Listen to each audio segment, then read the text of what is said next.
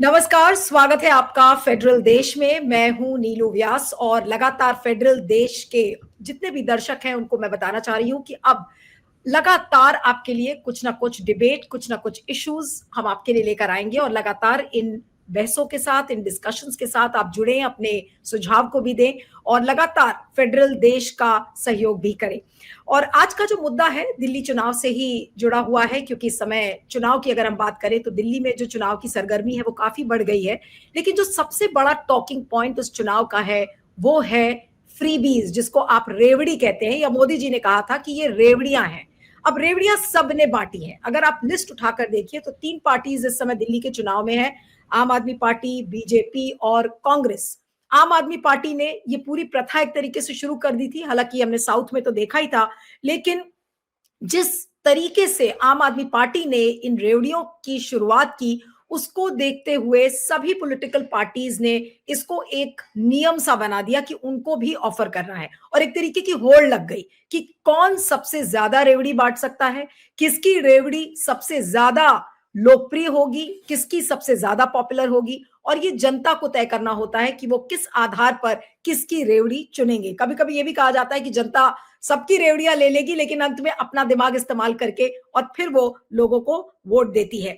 लेकिन अगर हम बात करें आम आदमी पार्टी की, तो उन्होंने फ्री बिजली, फ्री पानी और स्वास्थ्य योजना, इन सारी चीजों का लाभ, फ्री बस राइड, सबकी उन्होंने बातें की थी, जिसका लाभ भी उठाया दिल्ली की जनता ने और उनको 2 बार उनको सत्ता में भी लेकर आए। लेकिन अगर आप देखें तो कांग्रेस भी इस बार पीछे नहीं है। कांग्रेस ने अभी प्यारी दीदी योजना की शुरुआत की थी, फिर उसके बाद उन्होंने स्वास्थ्य योजना का ऐलान किया, और जीवन रक्षा योजना जिसको वो कह रहे हैं प्यारी दीदी योजना थी, जिसमें वो 2,500 रुपए हर महीने हर एक महिला को देने का उन्होंने वायदा किया। उसी तरीके से बीजेपी भी कुछ इसी तरीके के वायदों पर काम कर रही है। उसने तो ये भी कहा है, और ऑफ द रिकॉर्ड बीजेपी के कई लीडर्स ने कहा कि जो सुविधाएं जो आम आदमी पार्टी ने दी थी, जैसे फ्री बस राइड वगैरह, वो उन चीजों को कंटिन्यू करेंगी। और बीजेपी भी उन रेवड़ियों की तरफ काम कर रही है। यानी कि सभी पार्टीज को यह लगता है कि रेवड़ियां बांटना ही वोट कैच करने का या वोट बटोरने का एक जरिया हो सकता है। लेकिन इसका खामियाजा जो सस्टेनेबल डेवलपमेंट है या विकास पर कितना पड़ता है, क्या जो बजट है सरकार का, क्या वो इसका प्रावधान करता है, या फिर आप उसको बहुत ज्यादा स्ट्रेच करते हैं, उस पर बहुत ज्यादा प्रेशर आता है। इसी को लेकर ये पूरी बहस है। आज इसी पर हम चर्चा करेंगे कि इस दिल्ली के चुनाव में किसकी रेवड़ी कितनी मीठी है। क्या आम आदमी पार्टी की रेवड़ी ज्यादा मीठी लग रही है, या फिर बीजेपी की, और या तो फिर कांग्रेस की। आज इस पर हम चर्चा करेंगे। हमारे साथ कुछ खास मेहमान हैं, उनसे मैं आपका परिचय करवाती हूँ। S Srinivasan, editor in chief of the federal, thank you sir so much for joining. हमारे साथ पुनीत निकोलस यादव हैं, सीनियर एडिटर फेडरल के ही, और बहुत क्लोजली दिल्ली चुनाव को फॉलो कर रहे हैं। Thank you so much Puneet for joining. हमारे साथ अभिषेक हैं। अभिषेक लगातार दिल्ली चुनाव में घूम रहे हैं, अलग अलग कंस्टिट्यूएंसीज में गए हैं, और आपको ग्राउंड पर क्या हालात हैं, इसका कितना ट्रैक्शन है इन रेवड़ियों का या फ्रीबीज का, वो भी बताएंगे। अभिषेक, आपका भी स्वागत है। और आज की चर्चा अभिषेक से शुरू करती हूँ, क्योंकि अभिषेक अलग अलग जगह पर घूम कर आए हैं। तो अभिषेक, अगर पहला सवाल आपसे ही शुरू करूं कि किसकी रेवड़ी आपको कितनी मीठी लग रही है, या मिठास किस रेवड़ी में ज्यादा है, आम आदमी पार्टी, कांग्रेस या बीजेपी? देखिए, सबसे पहले अगर हम रेवड़ी की बात करें तो तीनों की ही रेवड़ियां मीठी हैं, उसमें तो कोई शक नहीं है। लेकिन अभी बीजेपी की तरफ से क्या क्या रेवड़ियां होंगी उसका जो औपचारिक ऐलान है अभी अब से कुछ मिनट बाद जो है हो जाएगा। 2 बजे बीजेपी के जो राष्ट्रीय अध्यक्ष हैं जेपी नड्डा, वो अपना मैनिफेस्टो लॉन्च करने जा रहे हैं। और उसमें निश्चित तौर पर इन दोनों ही पार्टियों की अगर हम बात करें, आम आदमी पार्टी और कांग्रेस, तो कहीं ना कहीं उनके मुकाबले का ही वो मैनिफेस्टो भी होगा। लोगों के लिए उतनी ही मिठाई भी परोसी जाएगी। देखना यह है कि लोग इन तीनों की ही जो रेवड़ी है उसमें से किसकी रेवड़ी को चुनते हैं। ऐसा भी हो सकता है जैसे आपने कहा कि लोग तीनों से ही रेवड़ियां बटोरना चाहेंगे, लेकिन वोट जो है वो अपने दिमाग से ही देंगे। और ये भी जो फॉर्मूला है ये अरविंद केजरीवाल ने आज से 10 साल पहले ही दिल्ली के लोगों को दिया था कि जो आपको दे रहा है वो सब बटोर लीजिए, लेकिन वोट अपने दिमाग से ही दीजिएगा। तो यहाँ पर अब रेवड़ी की बात आती है तो आम आदमी पार्टी ने आज भी जो है कुछ वादे करे हैं, और वो युवा वोट को ध्यान में रखते हुए करे हैं। स्टूडेंट्स के लिए फ्री बस सर्विस के साथ साथ मेट्रो में भी 50% डिस्काउंट का एक नया उन्होंने योजना बताई है, अपने मैनिफेस्टो में एक और नई घोषणा ऐड करी है, तो उसमें सीधा सीधा जो है टारगेट यूथ है, जो फर्स्ट टाइम वोटर होगा, जो यूनिवर्सिटीज में अभी अभी गया है स्कूल पास करके। और अभी लेकिन जहां मैं अगर ग्राउंड रिपोर्ट की बात करूं तो पब्लिक में अब पहले के मुकाबले से काफी अवेयरनेस आ गई है। लोग इस बात को मानते हैं कि हाँ, आम आदमी पार्टी की सरकार ने काम करा है, लेकिन कई विधानसभाएं ऐसी हैं जहां पे जो अभी निवर्तमान विधायक हैं, उनके काम से लोग संतुष्ट नहीं हमारे को दिखे हैं। उनका ये कहना है कि विधायक का काम हम 10 में से 6 नंबर देंगे या 5 नंबर देंगे या 7 नंबर देंगे, लेकिन आम आदमी पार्टी सरकार को हम 10 में से 9 साढ़े 9 नंबर दे रहे हैं। और उनका ये भी मानना है कि जो आम आदमी पार्टी है, जिस विचार के साथ वो राजनीति में आई थी, अब वो उस विचार से भटक चुकी है। उसके पीछे का कारण ये भी है, खुद जो आम आदमी पार्टी के राष्ट्रीय संयोजक है अरविंद केजरीवाल, उन्होंने इस चुनाव में एक भी बार भ्रष्टाचार को लेकर कोई भी बड़ा आश्वासन या बड़ी बात नहीं की है। वो क्योंकि खुद उनकी पार्टी पर शराब घोटाले का आरोप लगा हुआ है, वो खुद इसी मामले में जेल में भी होके आए हैं। मनीष सिसोदिया जो मुख्यमंत्री थे वो भी जेल में गए थे। और इसके अलावा जो शीश महल को लेकर कांग्रेस और बीजेपी ने लगातार उन पे हमला बोला है, तो वो इन दोनों ही वजहों से भ्रष्टाचार को इस समय मुद्दा नहीं बना रहे। आम आदमी पार्टी ने दिल्ली के लॉ एंड ऑर्डर की बात की है, और इस बार जो है उनका मेन फोकस यही है कि हम इस चुनाव को लॉ एंड ऑर्डर पर लड़े। और उसका सीधा कारण ये भी है कि दिल्ली की जो पुलिस है वो होम मिनिस्टर वाया एलजी के थ्रू जो है चलाई जाती है। इसमें दिल्ली सरकार के हाथ में कुछ नहीं है। तो एक मुद्दा आम आदमी पार्टी इसको बनाना चाह रही है।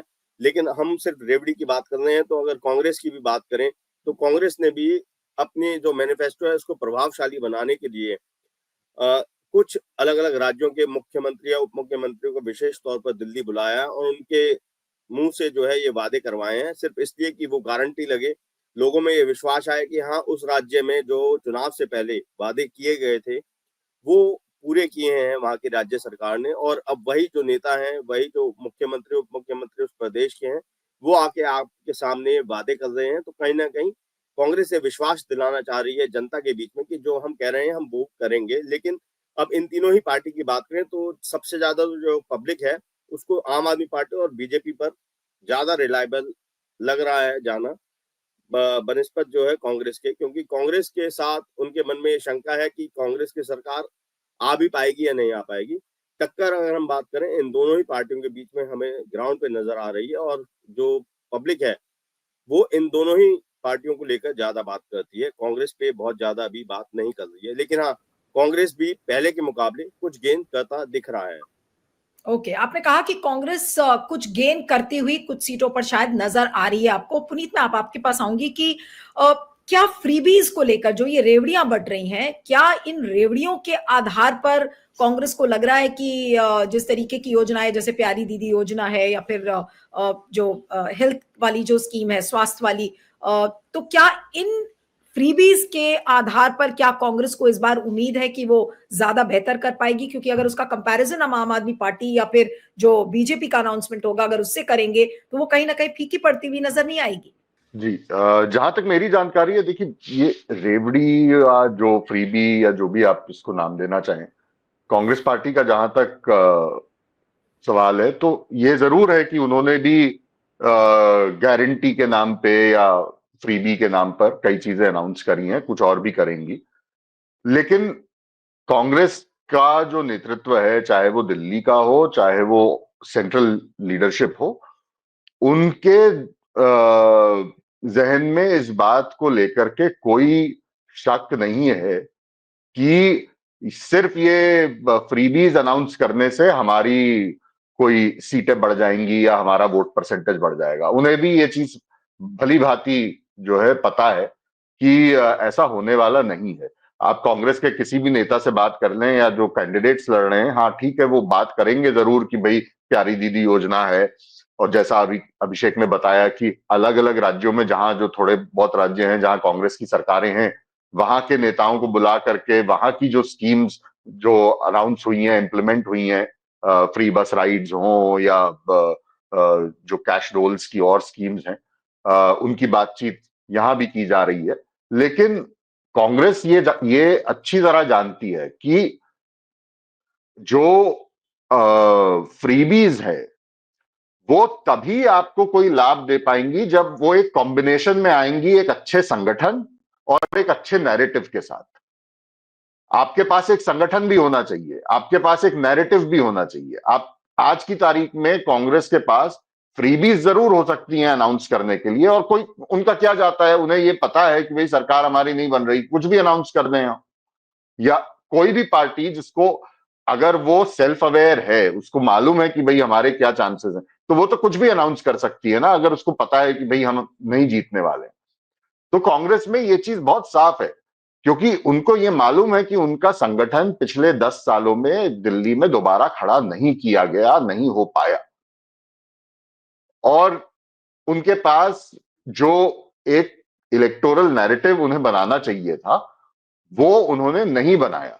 वो उनको, अगर मान लीजिए साल भर पहले या 2 साल पहले कांग्रेस थोड़ी यहां अपनी दिल्ली में कमर कस लेती कि भाई हम दिल्ली को लेके सीरियस हैं, और कुछ मेहनत करती, अच्छे नेताओं को चुनती, अच्छी लीडरशिप को चुनती, तो शायद हालात, परिस्थितियां दिल्ली के लिए ज्यादा, दिल्ली में कांग्रेस के लिए ज्यादा बेहतर होती।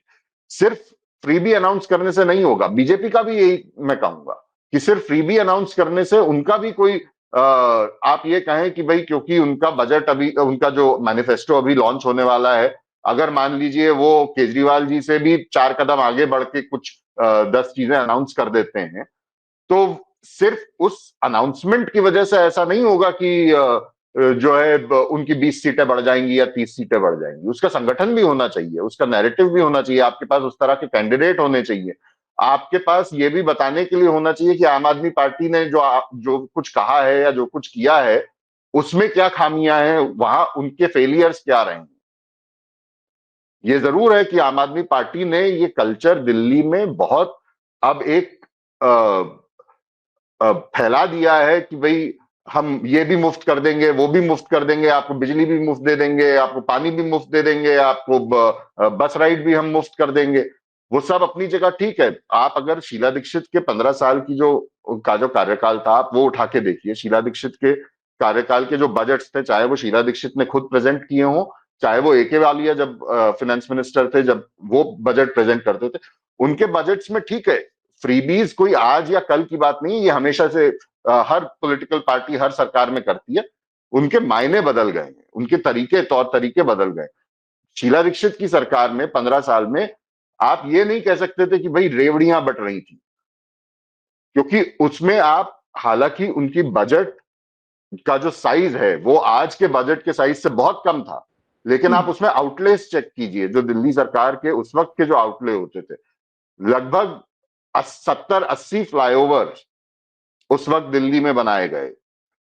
डीजल गाड़ियों से सीएनजी पे शिफ्ट किया गया डीटीसी की बसेस को। डीटीसी की एक पूरी जो उस वक्त एक जो रेड लाइन वगैरह की जो बसेस होती थी, ब्लू लाइन जो बसेस होती थी, वो हटा करके सीएनजी की जो पूरी एक नई लो फ्लोर बसेस की जो फ्लीट तैयार की गई, दिल्ली मेट्रो को ऑपरेशनलाइज और एक्सपैंड किया गया, वो सारी बातें हुई। तो वो एक अलग तरीके का पॉलिटिकल नैरेटिव उस वक्त बजट से और इलेक्शंस में भी होता था, जिसको अरविंद केजरीवाल ने ये फ्री बिजली, फ्री पानी, और शुरुआत तो उन्होंने हालांकि जन लोकपाल से की थी, जिसकी आज अब वो बात नहीं करते। उन्होंने मतलब 10 साल पहले ही बात करना बंद कर दी थी जन लोकपाल की, आज तो बिल्कुल ही नहीं करते। तो वो सारी चीजें अपनी जगह है, और अब जनता भी ये चीज समझ गई है कि भाई अगर फ्री बिजली अनाउंस हो गई है और इंप्लीमेंट हो रही है किसी राज्य में, या जैसे महाराष्ट्र में लड़की बहन योजना हुई, आपने अभी देखा हाल के चुनाव में, हर वोटर ये जानता है अब आज की तारीख में कि ये फ्रीबीज एक बार जब इंप्लीमेंट हो गई पिछली सरकार द्वारा, कोई भी सरकार इसको डिसकंटिन्यू नहीं कर पाएगी, क्योंकि उसका खामियाजा जरूर भुगतना पड़ेगा। नई फ्रीबी जो अनाउंस हुई है उसका कितना लाभ होगा, उससे ज्यादा पुरानी फ्रीबीज कंटिन्यू रहेंगी या नहीं, वो ज्यादा महत्वपूर्ण है आज की तारीख में। नहीं, लेकिन आम आदमी पार्टी ने जैसे ये ग्रंथी योजना जो पुजारियों के लिए और ग्रंथियों के लिए की है, लेकिन जो बड़ा सवाल है, मैं श्रीनी सर आपके पास आऊंगी कि अगर फ्रीबीज को एक कंपटीशन की तरह हर पॉलिटिकल पार्टी अनाउंस कर रही है, और एक आरबीआई की रिपोर्ट है 2022 की जो कि ये बिल्कुल साफ साफ ये कहती है कि freebies lead to fiscal disaster, इससे कोई डेवलपमेंट या विकास नहीं होता है, और आरबीआई की रिपोर्ट 2022 की है जिसकी मैं बात कर रही हूं। तो ये कल्चर की शुरुआत के लिए आप किसको देंगे? और हमने साउथ में भी देखा, साउथ में भी मिक्सी और पता नहीं क्या क्या चीजें दी जाती थी, और टेलीविजन सेट्स तक दिए गए, लेकिन अब जो ये चलन शुरू हुआ है, इसमें आप क्या फर्क आपको नजर आता है, और ये कल्चर कैसे खत्म हो सकता है, ये जानते हुए, सब पॉलिटिकल पार्टीज जानती हैं कि ये फिजिकल डिजास्टर की तरफ बढ़ रहा है? आपने बहुत अच्छा सवाल पूछा नीलू जी। इसकी शुरुआत कहाँ से हुई? मैं बहुत सही तरीके से तो नहीं बता सकता, मगर मुझे याद आता है 80 के दशक में एनटी रामाराव ने 1 रुपया चावल ये घोषणा की थी, और उस पर वो बड़ी उन्होंने उससे जीत हासिल की थी। वो अकेले एक शायद चीफ मिनिस्टर बने 12 महीने में, शायद 1 साल में 11-12 महीने में वो अपना पार्टी शुरू करने के बाद चीफ मिनिस्टर भी बन गए वो। वही मिसाल आम आदमी पार्टी के लिए भी, बहुत जल्दी आम आदमी पार्टी बनी और वो उन्होंने एक सत्ता भी हथिया लिया। तो उस हिसाब से ये फ्रीबीज का जो कहा जा रहा है, ये बहुत पुराना इसका इतिहास रहा है। मगर क्या हुआ है कि इससे भी पहले तमिलनाडु में कामराजर थे चीफ मिनिस्टर, उसके अन्नादुरई चीफ मिनिस्टर थे, और एमजीआर थे। इन सब ने सामाजिक बदलाव के लिए ये शुरू किया था। ये शुरू कहाँ से हुआ आप देखें तो बच्चों को उन्होंने देखा कि वे एनरोलमेंट नहीं हो रहा, बच्चे स्कूल नहीं जाते हैं। इसलिए नहीं जाते हैं कि स्कूल थोड़ा दूर है और ट्रांसपोर्ट नहीं है। तो उन्होंने क्या किया, हर गांव में एक स्कूल खोला, तब भी बच्चे नहीं आए। उन्होंने कहा चलो भाई दोपहर का खाना फ्री में दे देते हैं, मिड डे मील स्कीम शुरू हुआ, और उससे क्या हुआ, बच्चे स्कूल आने लगे, उससे एनरोलमेंट बढ़ा, बच्चों की शैक्षिक वो बढ़ी, एनरोलमेंट से काफी फायदा हुआ। तो उन्होंने उसको फिर बढ़ाया, पूरे प्रदेश में कई जगह पर उसको फैलाया। ऐसे ही स्वास्थ्य पे भी उन्होंने किया। तो ये जो शुरू हुआ है, ये तो एक अच्छे के साथ शुरू हुआ था। एक बेसिकली इसको आप देखें, एक क्या कहते हैं आधारभूत परिवर्तन या मूलभूत परिवर्तन जो कहते हैं, कि आप अपने समाज में सामाजिक बदलाव लाने की कोशिश कर रहे हैं। समाज कैसे बदलता है? तभी जब लोग स्वस्थ होंगे, अच्छी पढ़ाई तालीम उनको मिली होगी, तभी तो बढ़ेंगे आगे। तो सबके लिए जरूरी हो गया है कि ऐसा कोई काम किया जाए। इस इरादे से शुरू किया था, मगर द्रविड़ सरकारों ने उसे जैसे आपने कहा, उसी के उन्होंने क्या करना शुरू किया, आगे बढ़े। जैसे आपने कहा फ्री मिक्सी दिया, इडली डोसा आटा पीसने के लिए फ्री मिक्सी दिया, बकरियां दी, और उन्होंने 1 ग्राम सोना भी देना शुरू कर दिया, क्योंकि मंगलसूत्र के लिए सोना जरूरी होता है। यहाँ के पूरे देश में मंगलसूत्र सोने से बनता है। तो शादियों में लड़की को माँ बाप बड़े परेशान रहते थे कि भी सोना कहाँ से लाएं। उन्होंने 1 ग्राम मंगलसूत्र के लिए जयललिता ने सोना भी देना शुरू कर दिया। उसके बाद साइकिल शुरू किया। साइकिल से ये हुआ कि लड़कियां स्कूल जाने लगी, जो थोड़ा दूर स्कूल था उसको जाने के लिए वो काम में आया। यह बात फिर पूरे देश में धीरे धीरे सब राज्यों में फैल गया। फैलते फैलते अब ये हाल हो गया है कि केजरीवाल ने कहा कि ठीक है भाई 200 यूनिट बिजली फ्री, पानी फ्री। उसके बाद कहा है कि यदि अब तो ये भी कह दिया है कि कर्नाटका गवर्नमेंट ने कहा बस फ्री महिलाओं के लिए। तो अब जो है ये पूरा एक विकृत रूप ले लिया है इसने। अभी अब इसलिए ये कहना कि क्या इस तरह का जो फ्रीबीज हैं या मुफ्तखोरी है ये अच्छी चीज है, अच्छी चीज नहीं है। क्योंकि देखिए बहुत ज्यादा मिठास होने पे डायबिटीज भी हो जाता है। बिल्कुल बिल्कुल। तो ये आप इकोनॉमी में तो डायबिटीज हो ही जाएगा। जो नहीं, लेकिन श्रीनी सर आपने एक बड़ा अच्छे तरीके से आपने समझाया कि इसकी शुरुआत कैसे हुई थी, और सामाजिक वेलफेयर, सोशल वेलफेयर एक आइडिया था जिससे कि ज्यादा लड़कियां स्कूल जा सके, एनरोलमेंट्स बढ़े, और उस लिहाज से किया गया था। लेकिन जब अब देखते हैं तो ये जो रेवड़ियां हैं वो एक लालच का टूल बन गई है, लालच और प्रलोभन का, कि आप वोटर्स को अपनी तरफ खींचने के लिए ये फ्रीबीज देखते हैं। और इस पर कोई कुछ बोलता नहीं है, कोई भी ना इस पे अदालत ही बहुत ज्यादा कुछ बोलती हुई नजर आती है, ना इस पर सिस्टम रिएक्ट करने के लिए तैयार है।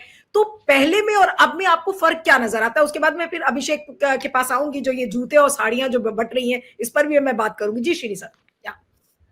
देखिए, इससे क्या है, एक हमारा चुनाव का जो पूरी जो प्रक्रिया है उसमें विकृतियां आ गई हैं इस कारण से।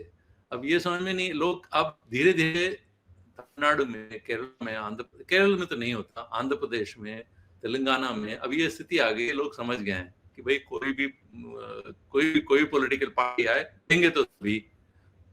यहाँ तो उससे एक कदम और आगे हैं, पैसा भी मिलता है। एक वोट के लिए पैसा मिलता है, 2000 देंगे आपको, 3000 देंगे, रेट होता है वोट इधर। अभी तो खैर वहां पर अभी दिल्ली और बाकी जगह पर शायद ये व्यवस्था भी आई नहीं है, शायद वो भी देखने को मिलेगा आपको। मैं समझता हूं कि ये चीजें कुछ हद तक तो ठीक हैं, क्योंकि एक हमारे समाज में एक सेफ्टी नेट नहीं है। किसी की यदि नौकरी चली गई, किसी की तबीयत खराब हुई, उसकी नौकरी चली गई, या दफ्तर में या फैक्ट्री में काम नहीं रहा, फैक्ट्री बंद हो गया, वो कहाँ जाएंगे? हमारे यहाँ कोई सेफ्टी नेट तो है नहीं। उसके लिए यदि आप उनको चावल मिल जाता है, गेहूं मिल जाता है, एक बेसिक चीज मिल जाती है, तो वो एक तरीके से एक सोशल सेफ्टी नेट का भी काम में आता है। क्योंकि हम हमारा जो इकोनॉमी है वो बदल रहा है, तो वो एक हद तक तो जरूरी है। मगर जैसे मैंने कहा, अति होने से हर चीज जो है वो बिगड़ जाती है। जैसे बहुत ज्यादा आप चीनी खाएंगे, आपको भी बीमारी हो जाएगी, वो इसी तरीके का है। अब डायरेक्ट बेनिफिट ट्रांसफर जो इस सरकार ने शुरू किया है, उससे उन्होंने लीकेजेस कम किए हैं। पहले क्या होता था कि जैसे एक बार राजीव गांधी ने कहा था कि 100 रुपए देते हैं तो उसमें शायद 7 रुपए ही पहुंचता है जिसको पहुंचना होता है, बाकी सब लोग बीच में खा जाते हैं। अब क्या है कि वो चीजें बंद हो गई हैं। मगर इस डायरेक्ट बेनिफिट ट्रांसफर से फायदा तो हुआ है, जैसे कोरोना टाइम में लोगों ने देखा, और इवन विकसित देश में, अमेरिका में, लोगों को पैसा सीधे उनके जेब में गया कोरोना टाइम पे। मगर वो सिर्फ वन टाइम था, चुनाव के लिए नहीं था। यहाँ तो अब ये हो गया है कि कल सरकार ने अनाउंस कर दिया, भाई 8 पे कमीशन का रिकमेंडेशन आने वाला है, तैयार हो जाइए। और केजरीवाल तुरंत पहुंचे और एक चिट्ठी लिख दी प्रधानमंत्री को, 50% फ्री कर दीजिए मेट्रो राइड में स्कूली बच्चों को, कॉलेज बच्चों को, ओल्ड एज लोगों को। तो अब तो हद हो गई, हर एक को यदि सब कुछ फ्री सबको मिलने लगे तो ये कैसे ये सब चलेंगी, किस बेसिस पे चलेंगी? तो हमारे यहाँ एक बड़ी से विकृत एक अजीब सी स्थिति है। एक तरफ तो इकोनॉमी को लिबरलाइजेशन की तरफ ले जा रहे हैं, उसके राइट थोड़ा सा उसको हम लूजन करने की कोशिश कर रहे हैं। सरकार के क्या कहते हैं उसको, कब्जे से उसको छुड़ा रहे हैं, सोशलिस्ट स्ट्रक्चर को तोड़ रहे हैं। एक तरफ तो वहां वो कर रहे हैं, दूसरी तरफ आप यहाँ उल्टा जा रहे हैं। तो प्रधानमंत्री मोदी जी ने खुद जो रेवड़ी कहा और बहुत तेज लोगों को झाड़ा, वो खुद ही, उनका पार्टी खुद ही ये काम कर रही है। वो इसलिए कर रही है क्योंकि समझ में आ गया नहीं देंगे तो इनको वोट नहीं मिलेगा। मैं बताऊं आपको, 2 चुनाव, मध्य प्रदेश का, उसके बाद महाराष्ट्र का, यदि बीजेपी को यदि जीत मिली है तो उसका एक बहुत बड़ा कारण ये महिलाओं को जो सम्मान दिया गया है या पैसे दिए गए, जो सम्मान कहते हैं, जो रेवड़ी उनको मिली है, वो बहुत बड़ा कारण है। अब ये पार्टियां समझ गई हैं कि भैया ऐसा है कि पैसे दे दो वोट ले लो, तो वही वो कर रही है। बिल्कुल। अब मैं अभिषेक आपके पास आती हूँ कि ये तो रेवड़ियां हो गई कि आपको फ्री बिजली, फ्री पानी, फ्री बस राइड, फ्री स्वास्थ्य योजना, लेकिन इसके अलावा जो दिल्ली के चुनाव में बिल्कुल धड़ल्ले से कैमरे पर जूते बांटे जा रहे हैं, जैकेट की जा रही है। प्रवेश वर्मा ने तो हद ही कर दिया, उनके खिलाफ 2 FIR तक हो चुकी है, लेकिन वो भी नॉन कॉग्निजेबल ऑफेंस के तहत वो सारा दर्ज हुआ है। तो कितना एक्शन उन पर होगा ये पता नहीं है, लेकिन ये कौन सा चलन है? ये इतने धड़ल्ले से, वो भी कैमरे के ऊपर, बट रहा है, ना चुनाव आयोग कुछ कहता है, और पार्टी तो मतलब बीजेपी तो बांट ही रही है। प्रवेश वर्मा कैमरे पर दिखे, उन्होंने यूट्यूब चैनल से बात करा है लोगों ने, और ये कहा कि देखिए बीजेपी के लोगों ने हमें इस तरीके की चीजें बांटी हैं। ये क्या है, ये कौन सी विकृति है दिल्ली के चुनाव में? देखिए, ये भी एक नई तरीके का फॉर्मूला बीजेपी की तरफ से इजाद किया गया है। तो ये भी प्रलोभन देने का ही, वोटर्स को अपने प्रति आकर्षित करने के लिए ऐसा किया गया है। लेकिन हाँ, ये एक तरीके से रेवड़ियों का बूस्टर डोज दे रही है बीजेपी, अगर मैं कहूँ उसको तो। बूस्टर कह लीजिए या खुलेआम रिश्वत कह लीजिए इसको, जो उन पे आरोप भी लग रहे हैं। और वो इस तरीके से उन्होंने एक्चुअली इसमें थोड़ा सा वो फेवर जो लेना चाह रहे हैं, अपनी बात को रखते हैं जब भी, तो वो ये कहते हैं कि उस समय पे ना तो ऑफिशियली वो कैंडिडेट अनाउंस थे और ना ही चुनाव जो है घोषित किए गए थे। और उन्होंने एक एनजीओ की बात की जो उनके फादर के टाइम पे एनजीओ बनाया था उनके फादर ने, गरीबों की मदद के लिए। तो इन सब का तो उन्होंने एक जो है आड़ ली है, और उसी आड़ में रहते हुए उन्होंने खुलेआम पैसा बांटा है, जूते बांटे हैं, साड़ियां बांटी हैं। अब जब चुनाव घोषित हो गए और आचार संहिता भी लागू हो गई है, तब जाके हम कहेंगे कि ये जो 2 एनसीआर नॉन कॉग्निजेबल रिपोर्ट जो दर्ज की गई हैं, ये भी कहीं ना कहीं मजबूरीवश जो है शायद इलेक्शन कमीशन ने, जो दूसरी पार्टियां हैं आम आदमी पार्टी और कांग्रेस, उनके दबाव में आके ये अपना एक औपचारिकता निभाई है शिकायत करते हुए। हालांकि इसमें मुझे नहीं लगता कि कानूनी तौर पे कोई ठोस कार्रवाई आगे हमें देखने को मिलेगी। ये भी चुनाव के साथ, जैसे चुनाव खत्म होंगे, ये कार्रवाई भी कहीं ना कहीं डस्टबिन में चली जाएगी या फिर ठंडे बस्ते में डाल दी जाएगी। लेकिन यहाँ पर हम बात करेंगे लोगों का, तो हाँ, लोगों के मन में भी अब ये बात जरूर आ गई है। एक जब भी हम उनसे ये सवाल करते हैं कि आप लोग फ्रीबीज के लिए या जो मुफ्त में रेवड़ी बांटी जा रही है आप ले रहे हैं, लेकिन जो इसका इकोनॉमिकल जो नेगेटिव एस्पेक्ट है वो भी हम लोगों को ही झेलना पड़ेगा। जैसे अभी मैं कई कंस्टिट्यूएंसी में गया हूँ, जैसे अभी यहाँ पे जहाँ से जंगपुरा जो कंस्टिट्यूएंसी है, मनीष सिसोदिया वहां से इलेक्शन लड़ रहे हैं। वहां पे कुछ लेडीज से बात हुई या कुछ यूथ थे, उनसे भी मेरी बात हुई थी। तो उन्होंने ये कहा, जो 15 साल पहले शीला दीक्षित की गवर्नमेंट में सड़कें बनी थी या पानी उस समय पे हमारे पास आया था, वही आज तक भी हमारा साथ दे रहे हैं। पिछले 10 साल में वो कॉलोनी के अंदर की सड़क को लेकर काफी नाराजगी थी उनके अंदर कि हमारी कॉलोनी के अंदर कोई सड़क नहीं बनाई गई है। एक उन्होंने कहा कि हाँ, आश्रम का जो अंडरपास बना उससे जाम खुला, लेकिन वो कॉलोनी की नहीं, वो तो ऑल ओवर दिल्ली के लिए बेनिफिशियल रहा है। तो इस तरीके के उनके अंदर मन में शिकायतें हैं। फ्रीबीज को लेकर बस उनका एक अपना जो है बचाव के लिए यह बहाना होता है कि जब घोटाले हो रहे हैं, जब ये नेता है या फिर जो बड़े अफसर होते हैं या सरकारी कर्मचारी होते हैं, वो रिश्वत लेके अपनी जेब भर रहे हैं, तो जो हमें सरकार की तरफ से मिलता है तो हम पीछे क्यों रहे? हमें भी वो चीज चाहिए, क्योंकि अल्टीमेटली हमारा टैक्स, हमारे पैसे से सरकार चल रही है। कुछ हमारे पास वापस आ रहा है तो हम उसको लेंगे, हम उसके लिए मना नहीं कर सकते हैं। तो इन सब सारी बातों को लेकर वो अपना एक्सक्यूज रख देते हैं कि क्यों वो भी फ्रीबीज के लिए जो है मतलब चाहते हैं कि फ्रीबीज उनको पॉलिटिकल पार्टीज या जो भी सरकार सत्ता में आए वो उनको दे। जी पुनीत, लेकिन जो सवाल है और आज का जो मूड पॉइंट है वो यही है कि भाई हम ये कंपेयर कर रहे हैं कि किसकी रेवड़ी कितनी मीठी है। और अगर उसी सवाल पे मैं आऊं तो अगर कंपैरिजन किया जाए आम आदमी पार्टी, बीजेपी और कांग्रेस का, तो जनता इस कंपैरिजन को कैसे देखेगी? क्या जनता ये कहेगी कि आम आदमी पार्टी ज्यादा बेटर रेवड़ियां दे रही है, या फिर कांग्रेस, या फिर बीजेपी? और जब कुछ लोगों से ग्राउंड पर बात होती है, चुनाव के 2-3 दिन पहले तक जो पढ़ा लिखा तबका बहुत ज्यादा नहीं है और जो डोमेस्टिक हेल्प्स होती हैं, अगर आप खुद उनसे बात करिए तो वो ये कहेंगे कि अरे अभी देखेंगे 24 घंटे के पहले कितना कैश आएगा, कितना लोग हमको देंगे, उसके बाद हम डिसाइड करेंगे कि किसको वोट देना है। ये कितना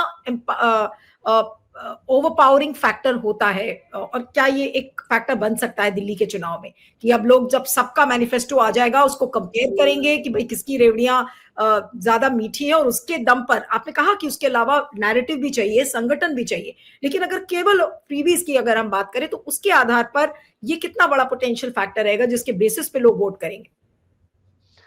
देखिए, मैं दोबारा इसी बात पे जोर दूंगा नीलू कि फ्रीबीज अपने आप में इकलौता कोई फैक्टर ऐसा नहीं है जिसके बेसिस पे चुनाव दिल्ली का तय हो जाए। उसके साथ और एडिशनल फैक्टर्स हैं जो आपको देखने पड़ेंगे। ये जरूर है कि आम आदमी पार्टी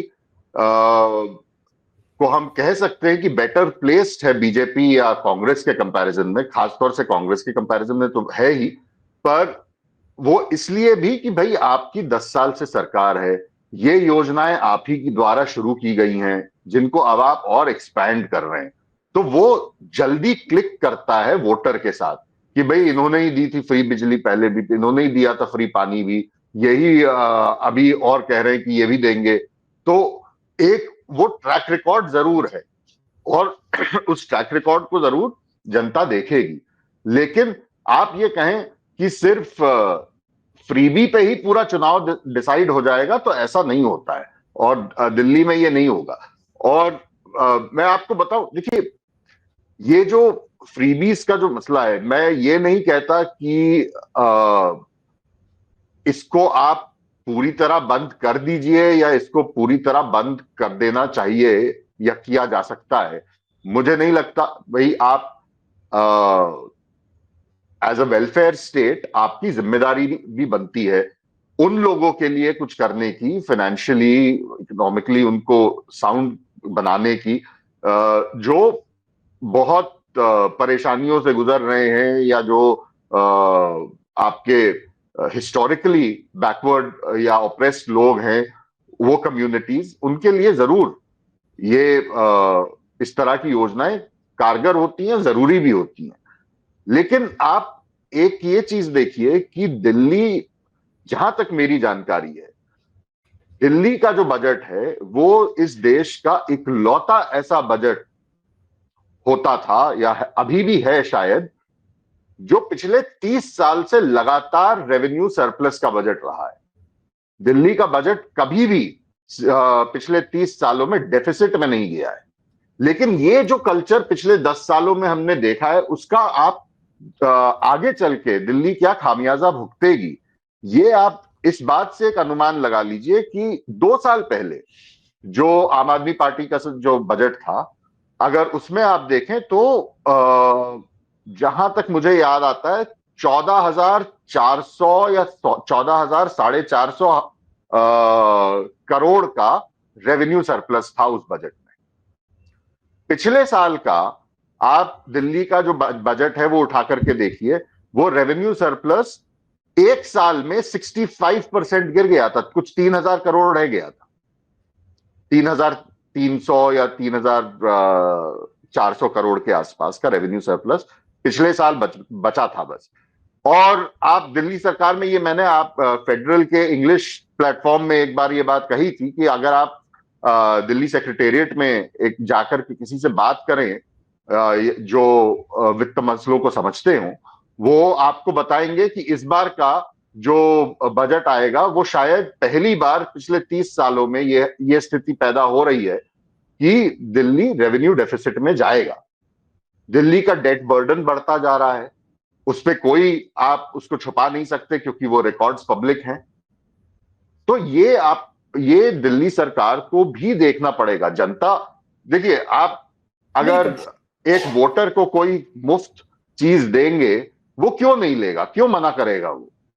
अगर मुझे आप आकर के या आपको कोई सरकार का कोई नुमाइंदा आके कहे कि साहब आप जो है हम आपको फ्री बिजली देना चाहते हैं, फ्री बस राइड देना चाहते हैं, कल को कहेंगे हम आपको फ्री डीजल फ्री पेट्रोल भी दे देंगे, तो आप क्या मना करेंगे उसको?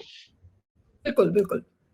तो जनता तो मना नहीं करेगी। ये तो सरकार को कहीं ना कहीं एक they will have to draw a line कि भाई क्या हम कर रहे हैं, और उसके आगे जाकर के ठीक है आप आज सत्ता में हैं, कल नहीं होंगे, कोई और आ जाएगा, पर स्टेट को तो वो लायबिलिटीज पूरी करनी पड़ेंगी ना। बिल्कुल, आपने एक बड़ा महज बहुत इंपॉर्टेंट पॉइंट आपने रेज किया कि कहीं ना कहीं ये पॉलिटिकल पार्टीज को ये कहीं ना कहीं लक्ष्मण रेखा ड्रॉ करनी पड़ेगी। और यही अंतिम सवाल है श्री सर आपसे भी कि पॉलिटिकल पार्टीज के लिए अगर ये रेवड़ियां सत्ता का एक तरीके से टूल बन रही हैं और उसके इस्तेमाल से वो सत्ता में आ रही हैं, तो फिर ये लक्ष्मण रेखा जो पुनीत बात कर रहे थे, ये कौन ड्रॉ करेगा? कोर्ट्स, क्या इसको कोर्ट्स करेंगी या फिर खुद पॉलिटिकल पार्टीज के लिए तो ये कॉन्शियस कॉल है कि भाई वो करेंगे या नहीं करेंगे, लेकिन चुनाव आते ही वो सारी चीजें भूल जाते हैं और उनको लगता है कि भाई ये नहीं करेंगे तो हम चुनाव जीत ही नहीं सकते। तो ये जो लक्ष्मण रेखा है, ये कैसे, कौन ड्रॉ करेगा? देखिए, सामाजिक बदलाव यदि लाना हो तो वो कोर्ट्स नहीं कर सकते हैं, समाज को ही करना पड़ेगा। पहले उनको ये समझना होगा कि ये पैसे आते कहाँ से हैं। लोगों को ये जब समझ आने लगेगा कि हमारी जेब से जाते हैं, तभी उनको इस बात का वो होगा कि क्या किया जाए। देखिए, लोग कहते हैं जीएसटी से जो इनडायरेक्ट टैक्स कहलाता है, वो अच्छी चीज़ नहीं है। इनकम टैक्स ठीक है, वो डायरेक्ट टैक्स है, वो उन्हीं की जेब से जाता है जिनके पास आमदनी ज़्यादा है, अधिक है। मगर जीएसटी हर आदमी देता है, गरीब से गरीब आदमी भी जीएसटी पे करता है, जो इनडायरेक्ट टैक्स है। आखिरकार ये पैसे आते कहाँ से हैं? लोगों की जेब से ही आते हैं ये सब पैसे, और वो उन्हीं को वापस मिलता है। अब कई कई जगह ये भी सोचने लगे हैं लोग, भाई हमारा तो पैसा वापस आने दो, ये भी एक सोच है। मुझे लगता है ये सब में बदलाव तब आएगा, अभी नहीं आएगा, अभी और देर लगेगा। अभी तो उत्तर में अभी तो शुरू हुआ है, दक्षिण में तो बहुत सालों से चल रहा है, वहां तो अभी शुरू हुआ है, ये चलेगा अभी। मगर जैसे पुनीत जी ने सही कहा है, उन्होंने ये कहा है कि एक कारण नहीं होता चुनाव जीतने का, कई कारण होते हैं, उसमें यह भी एक कारण है। अब हम इसी बात को लेके लटक जाएं कि इसी के कारण पैसे देने से ही लोग चुनाव जीत जाएंगे, तो वही जो पार्टी पावर में है, जिसके पास सबसे ज्यादा पैसे हैं, वो देखे जीतेगी चुनाव। ऐसे भी नहीं होता, लोग मुद्दों पे ध्यान रखते हैं। मगर मुझे एक बात का दुख है, मैं दिल्ली में बहुत रहा हूँ, दिल्ली शहर मेरे को बहुत पसंद है। बस हालत देखिए दिल्ली का, आप एक साफ हवा नहीं है वहां पर, आप सांस नहीं ले सकते। देखिए, इससे ज्यादा दुर्गति क्या होगी। मैं पहले ये बात कह रहा था कि मूलभूत जो है सामाजिक परिवर्तन के लिए मूलभूत चीजों का आवश्यक, आपको शिक्षा चाहिए, आपका स्वास्थ्य ठीक रहेगा, वो सब चीजें देखनी चाहिए। मगर यहाँ तो आप सांस नहीं ले सकते, पानी नहीं मिलता ठीक पीने को। अब लोग उस बारे में बातें नहीं कर रहे हैं। यहाँ पर जो है वहां के नेता उनको बरगला रहे हैं, इधर उधर की बातें कर रहे हैं, जनता भी इधर उधर की बात कर रही है। ये जब समझ में आएगा लोगों को, जब वो ये कहना शुरू करेंगे भाई ये चीजें पहले ठीक करो, तभी बात बनेगी। ये आबोहवा बदल रही है, पूरे दुनिया में हाहाकार मचा हुआ है। कैलिफोर्निया में क्या हुआ आप लोगों ने देखा, पूरा का पूरा शहर जल रहा है, अभी भी जल रहा है। अब ये सब चीजें नेता कब उनको इस बात पर ध्यान देंगे, कब उनको ये बात समझ में आएगी? ये तभी आएगी जब जनता जागरूक हो जाएगी, जब जनता इन बातों पे और शुरू करेगी, तभी वो बदलाव आएगा। देखिए, वयस्क से लेके छोटे बच्चे से लेके वयस्क सभी परेशान है। दिल्ली रहने लायक नहीं रह गया है। आप किसी से पूछ लीजिए, कहते हैं भाई दिल्ली तो रहने लायक नहीं है, सिर्फ एक पावर्टी है, यहाँ सिर्फ उसी के लिए आते हैं लोग। तो ये सब चेंजेस यदि आप कहते हैं तो लॉन्ग टर्म चेंज है। मगर जैसे ये हम चुनाव पे वापस आए, आम आदमी पार्टी, कांग्रेस, बीजेपी, तीन पे बात सही है कि आम आदमी पार्टी का भी हाथ थोड़ा सा उनका जोर ज्यादा है, और